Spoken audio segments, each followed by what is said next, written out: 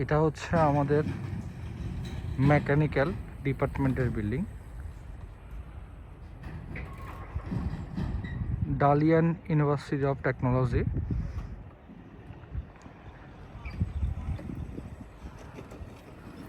Department of mechanical.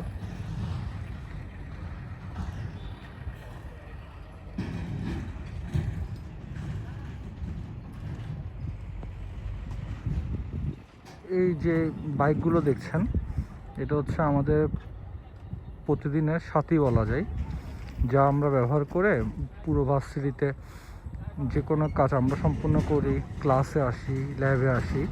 কারণ আমাদের এই ইউনিভার্সিটি অনেক বিশাল জায়গা নিয়ে বিস্তৃত, সে কারণে আমরা এক জায়গা থেকে আরেক জায়গায় হেঁটে যেতে অনেক সময় প্রয়োজন হয়।